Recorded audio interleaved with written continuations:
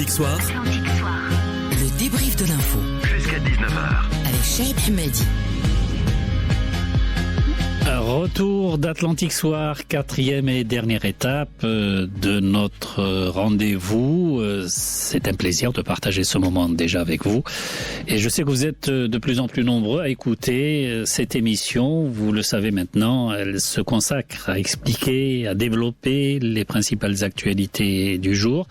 Et nous la terminons, cette émission, en apothéose, du moins on l'espère, tous les vendredis par la page culture. Et c'est vrai que nous avons tendance, nous, dans les médias, à beaucoup parler de cette rubrique. Culture par-ci, culture par-là. Au Maroc, les thèmes ne manquent pas et l'offre est abondante autant que l'inspiration, et c'est tant mieux. Eh bien, nous, ce soir, nous allons parler de la culture, à proprement parler, avec Rida El-Mrini, écrivain, essayiste, homme de culture, comme il se doit. Rida El-Mrini, bonsoir. Bonsoir Cheb.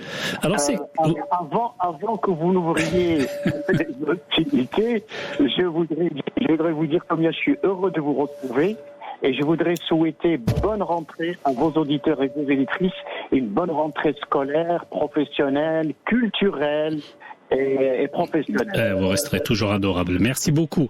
Alors, c'est quoi en définitive la culture? Dictionnaire et intelligence artificielle nous disent que c'est un ensemble des connaissances, des savoir-faire, des traditions, des coutumes, tout cela qui c'est propre à un groupe humain, à une civilisation, pourquoi pas. Elle se résume uniquement à cette définition selon vous? Écoutez, en fait, il y a deux façons de voir la culture. La première, c'est de la voir comme le résultat d'une formation de l'esprit, de la personnalité. C'est l'enseignement, c'est l'éducation. Et donc, après, on dit, bon, cette personne est cultivée. C'est-à-dire qu'elle a subi un processus de transformation depuis le jeune âge.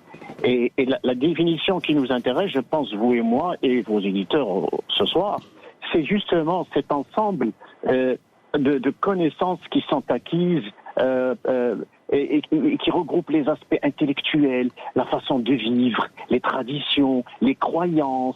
En fait, après, à un moment donné, on fait un pas supplémentaire et on dit c'est une civilisation. Donc, de culture, on passe facilement à civilisation, ce qui englobe la totalité de la vie d'une formation sociale. Alors la culture, c'est ce qui reste dans l'homme lorsqu'il a tout oublié. Alors cette citation, j'imagine, vous la connaissez, elle est de l'académicien français Édouard Herriot. Est-ce qu'elle est la même pour tout le monde? Je crois que peut-être ce monsieur a voulu dire, lorsqu'on a quitté les bancs de l'école, les bancs de l'université, bien sûr, on a appris énormément de choses. Depuis qu'on a foulé le cours primaire jusqu'au doctorat, au plus haut niveau de l'université. Évidemment, tout ce qu'on a appris, on ne le retient pas, on ne peut pas tout retenir, mais il en reste quelque chose. Même dans la vieillesse, parce que cette culture-là, dans cet âge-là, l'âge avancé, cette culture-là se transforme en sagesse. Oh, la sagesse, là, vous allez un peu loin. Parce que pour arriver à la sagesse, ça, c'est un autre... Ouais, on en parlera après, ouais. Voilà. Alors, dans bien des cas, on parle d'identité culturelle. C'est ce par quoi se reconnaît une communauté humaine au niveau social, politique, régional, national, ethnique, religieuse aussi.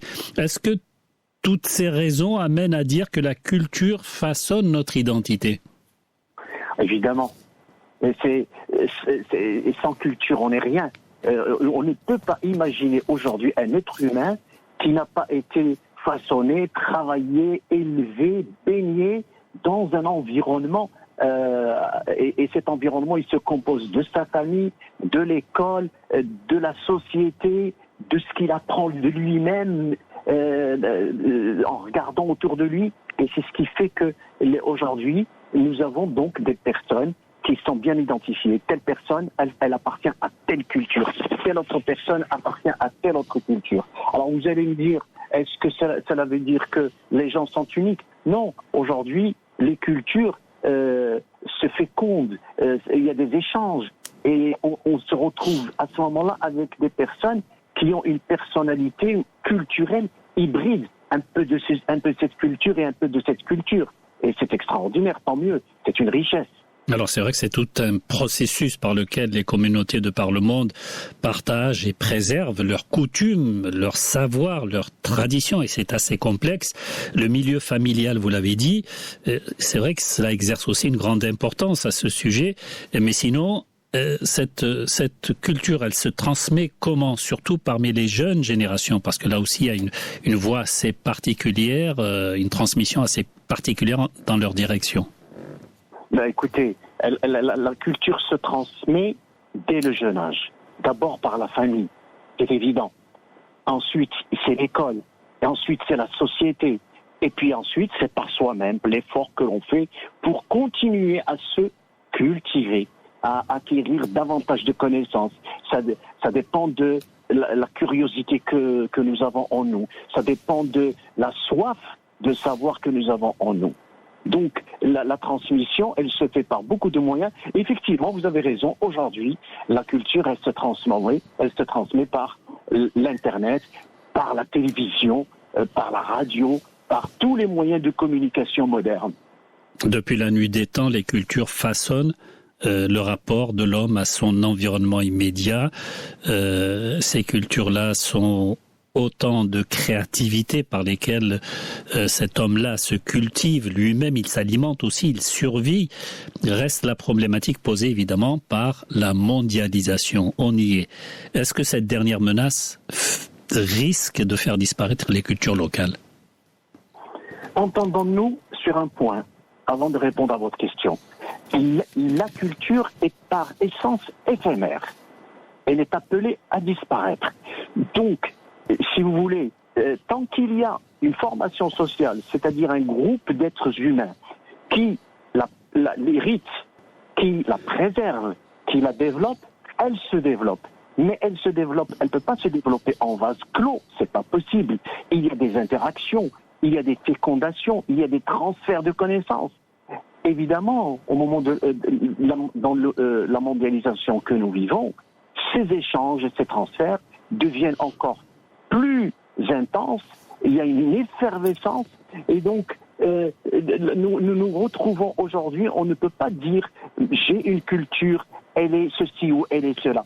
C'est une résultante de plusieurs interactions et qui font que la mondialisation est plutôt un agent de développement des cultures et de fécondation des cultures que de menaces dans leur existence. Et d'imposition aussi d'une culture. Pardon ? La mondialisation, elle peut aussi être une sorte elle peut imposer une culture mondiale. Mais il n'y a pas que la mondialisation qui impose une culture. Dans une même société, il peut y avoir plusieurs cultures dont une est dominante et qui s'impose aux autres. Et vous avez d'autres cultures au sein de cette même société qui luttent et qui se battent pour justement préserver leur patrimoine et essayer d'exister à côté de la culture dominante. Donc il n'y a pas que la mondialisation qui peut être une menace. Alors la relation entre voilà, ça me fait penser à une autre question à propos de la relation qu'il peut y avoir entre la culture et le pouvoir, qui s'est toujours révélé assez compliqué. Cela renvoie aux notions d'émancipation, à la création, à l'accès à la parole et à l'identité aussi bien personnelle que collective. Dès lors, on peut se demander si la culture peut être utilisée comme un outil de pouvoir. Tout à fait. Les élites politiques et économiques, ils ont souvent instrumentalisé la culture pour légitimer leur autorité, pour contrôler la population. Mais la culture peut être également un moyen d'émancipation et de résistance. Donc ça peut jouer aux deux niveaux, en haut et en bas. Qu'est-ce qui distingue une culture dominante d'une culture minoritaire ? C'est la visibilité. La culture dominante, elle est partout. Elle s'impose. Pardon ? Elle s'impose. Elle s'impose, elle est dominante, elle occupe les canaux de communication, elle est la référence. Et des fois ça peut être beaucoup plus grave. Il peut y avoir des répressions de cultures qui essaient de s'émanciper et surtout peut-être des fois de contester la position dominante. Et dans ce cas-là, est-ce qu'on peut parler d'une culture universelle qui ferait référence à des aspects communs à toutes les sociétés humaines, comme les valeurs, les traits culturels? On a parlé tout à l'heure de famille, de nourriture, de logement, sans occulter évidemment les connaissances. Moi, je n'y crois pas. Je crois que chaque société, elle sécrète les garde-fous pour préserver sa culture. Par contre, ce qui existe déjà et ce qui se développera probablement avec les nouveaux moyens de communication, c'est les espaces communs. C'est des champs qui sont transversaux et qui, on ne peut pas dire ça appartient à cette culture ou à telle autre, elle appartient à l'ensemble de l'humanité. Ce que nous vivons d'ailleurs aujourd'hui, il y a un ensemble de principes, les droits de l'homme, il y a beaucoup de choses aujourd'hui que les humains partagent d'un bout de la planète à l'autre. Cela n'empêche pas qu'ils ont également leurs propres caractéristiques, auxquelles ils tiennent jalousement d'ailleurs. Alors vous avez souligné tout à l'heure que nous vivons une époque interconnectée, influencée par l'innovation, les contacts interculturels, on a parlé aussi de mondialisation. Dans ce genre de situation, est-ce que la culture peut se révéler figée ou bien est-ce qu'elle est en perpétuelle évolution? Elle est en perpétuelle évolution, elle évolue constamment. Pourquoi? Parce que même les traditions, quand on dit ça c'est la tradition, il n'y a aucune tradition qui reste immuable. Elles s'adaptent, elles évoluent. Les langues, elles changent. La façon de parler d'aujourd'hui dans n'importe quelle société n'est pas la même qu'il y a des décennies en arrière. Il y a de nouvelles formes artistiques qui apparaissent.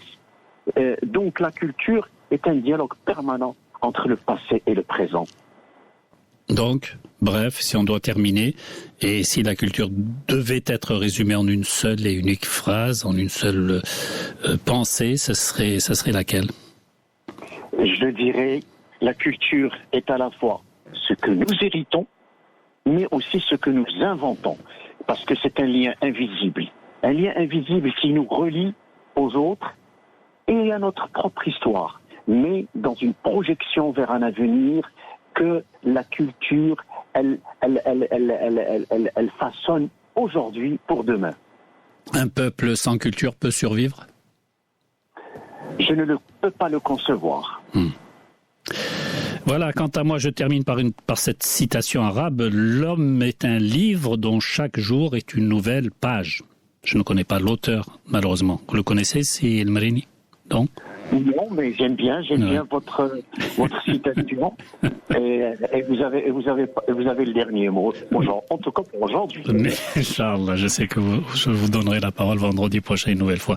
Merci beaucoup, Seyyed El Marini. Merci pour votre participation brillante à Atlantique Soir. Merci à Adil Rami pour la partie technique. Dans un instant, ce sera le résumé de 19h de Khadija Jaber. Très bonne soirée, très bon week-end à vous tous et très bonne écoute sur Atlantique Radio.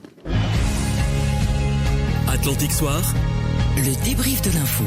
Jusqu'à 19h.